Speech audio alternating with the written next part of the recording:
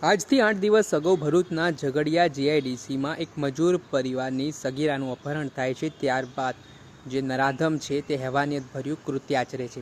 હેવાનિયતની હદ તે એટલી હદે વટાવી દે છે કે સગીરાનું દુષ્કર્મ આચર્યા બાદ તેના ગુપ્તાંગના ભાગે લોખંડના સળિયા નાખીને ગંભીર ઇજાઓ પહોંચાડે છે અને ત્યાંથી તે ભાગી જાય છે, જેમાં સગીરા દર્દથી કણસેલી હાલતમાં લોહીલુહાણ હાલતમાં તે ઢસડતી પોતાના ઘરે જાય છે। ત્યારબાદ આ ઘટનાને લઈને તેની માતા જુએ છે તો તેમના પગ નીચેથી જમીન સરકી જાય છે।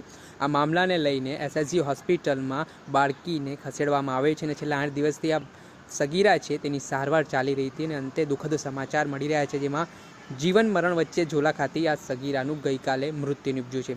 આ ઘટનાને લઈને હવે આમ આદમી પાર્ટીના ડેડિયાપાડાના ધારાસભ્ય ચૈતર વસાવા, આમ આદમી પાર્ટીના પ્રદેશ પ્રમુખ ઈશુદાન ગઢવી તેમજ કોંગ્રેસ નેતા મુમતાઝ પટેલે પણ સરકાર ઉપર પ્રહાર કર્યા છે। ઘટનાની વાત કરવામાં આવે તો જે સગીરાની માતા છે તેમના દ્વારા મામલે ઝઘડિયા પોલીસમાં ફરિયાદ કરતા ભરૂચ પોલીસે આ મામલાની ગંભીરતાથી નોંધ લઈને ગણતરીના કલાકમાં નરાધમની ધરપકડ કરી હતી। ત્યારે આજે સમગ્ર મામલામાં જે રીતે છેલ્લા 8 દિવસથી બાળકીની એસએસજી હોસ્પિટલમાં સારવાર ચાલી રહી હતી તેનું મૃત્યુ નિપજતાની સાથે પરિવાર પર ઘેરા પડઘા પડ્યા છે। આ ઘટનાને લઈને આમ આદમી પાર્ટીના પ્રદેશ પ્રમુખ ઈશુદાન ગઢવીનું પણ નિવેદન સામે આવ્યું છે। તેમણે ગૃહરાજ્યમંત્રી અને મુખ્યમંત્રીને આડે હાથ લીધા છે અને કાયદા વ્યવસ્થાની સ્થિતિ જાળવવામાં મુખ્યમંત્રી અને ગૃહમંત્રી નિષ્ફળ ગયા હોય તે પ્રકારના આરોપો પણ તેમના દ્વારા કરવામાં આવી રહ્યા છે। પહેલા તો શું કહી રહ્યા છે આ પ્રદેશ પ્રમુખ ઈશુદાન ગઢવી તે સાંભળી લો। ગુજરાતમાં નિર્ભયા કાંડ જેવી જે ઘટના બની એમાં આપણે દીકરી નિર્ભયાને બચાવી ન શક્યા। ગુજરાતમાં એમને 10 વર્ષની દીકરી પર રેપ બાદ એમના ગુપ્તાંગમાં સળીઓ નાખી અને ખૂબ પરેશાન કરવામાં આવી છે। આટલી વિકૃતિ સાથે એ આજે દુઃખદ ઘટના બની છે। ભગવાન એમના આત્માને શાંતિ આપે। પણ છેલ્લા 1 મહિનામાં 20 થી 25 ઘટનાઓ એવી બની છે કે જે ખરેખર કંપારી છૂટી જાય। નાની નાની બાળાઓ સાથે બળાત્કારો થઈ રહ્યા છે, એની હત્યાઓ થઈ રહી છે। તમે કલકત્તામાં જ્યારે ઘટના બની ત્યારે મુખ્યમંત્રી ધરણા ઉપર બેઠા હતા। શું આવતીકાલે મુખ્યમંત્રી ધરણા ઉપર બેસશે ગુજરાતની નિર્ભયા માટે? આપણે વાતો બહુ મોટી મોટી કરીએ છીએ, પરંતુ ગુજરાતમાં કાનૂન વ્યવસ્થા સદંતર નિષ્ફળ છે। મુખ્યમંત્રી અને ગૃહમંત્રી કાનૂન વ્યવસ્થા સંભાળવામાં પણ સદંતર નિષ્ફળ નીવડ્યા છે। આજે ખૂબ દુઃખ સાથે કહેવું પડે છે કે કયા શબ્દોમાં આપણે શ્રદ્ધાંજલિ પાઠવીએ। સવારે 1 થી 5 વાગ્યા સુધીમાં તમામ જિલ્લાઓમાં આમ આદમી પાર્ટી ગુજરાતની નિર્ભયાની આત્માને શાંતિ મળે એ માટે શ્રદ્ધાંજલિનો કાર્યક્રમ, કેન્ડલ માર્ચનો કાર્યક્રમ કરી રહી છે। અને સૌને ગુજરાતવાસીઓને મારી વિનંતી છે કે આપણે આપણી દીકરીઓને આપણે હવે બચાવવાની છે, આપણી નિર્ભયાઓને આપણે બચાવવાની છે। આ ગુજરાતની ભાજપ સરકાર ઉપર હવે વિશ્વાસ રહ્યો નથી। આ હતા આમ આદમી પાર્ટીના પ્રદેશ પ્રમુખ ઈશુદાન ગઢવી। તેમણે જે રીતે છેલ્લા 1 મહિનામાં દુષ્કર્મના બનાવો ગુજરાતમાં સામે આવ્યા છે તેને લઈને પણ તેમણે વાત કરી હતી। એટલું જ નહીં, આ મામલામાં આમ આદમી પાર્ટીના ડેડિયાપાડાના ધારાસભ્ય ચૈતર વસાવાએ પણ પોતાની પ્રતિક્રિયા આપી છે અને તેમણે ગૃહરાજ્યમંત્રી અને મુખ્યમંત્રી પર પ્રહાર કરતા કહ્યા કે બીજા રાજ્યમાં ગૃહમંત્રી અને મુખ્યમંત્રી છે ટ્વીટો કરીને સલાહો આપતા હોય છે, તો ગુજરાતમાં આજે જે ઘટના બની છે તેને લઈને મુખ્યમંત્રી અને ગૃહમંત્રી મૌન જોવા મળી રહ્યા છે। એટલે આ મામલે શું કહી રહ્યા છે આમ આદમી પાર્ટીના ધારાસભ્ય ચૈતર વસાવા તે સાંભળી લો। ઝઘડે દુષ્કર્મમાં ભોગ બનનારી આપણી દીકરી છેલ્લા 1 સપ્તાહથી મોત સામે લડી રહી હતી અને આ જંગમાં હારીને જ્યારે એના મોતના સમાચાર સાંભળવા મળ્યા ત્યારે આપણે સૌ ખૂબ દુઃખી થયા છે। ત્યારે એમની માતા પિતા, એમના પરિવાર પર શું ગુજરતી હશે એ સંવેદના સાથે આપણે સૌએ વિચારવું પડશે। આજે છેલ્લા 10 વર્ષમાં ગુજરાતમાં આવા કેસોની સંખ્યામાં 400 ગણો વધારો થયો છે અને આવા નરાધમોને ફાંસી આપવા કે આ પરિવારને ન્યાય અપાવવા માટે પણ ઘણો વિલંબ થાય છે। આજે પોક્સો જેવા 4375 કેસો આજે કોર્ટોમાં પેન્ડિંગ છે। 2019 ઓક્ટોબરમાં સ્પેશિયલ ફાસ્ટ ટ્રેક કોર્ટો બનાવવામાં આવી ગુજરાતમાં। આ કોર્ટોમાં પણ 912 જેટલા કેસો આજે પેન્ડિંગ છે। ત્યારે આવા કૃત્ય કરનાર રાક્ષસી નરાધમોને તાત્કાલિક ધોરણે કડક સજા થાય, એમને ફાંસીની સજા થાય.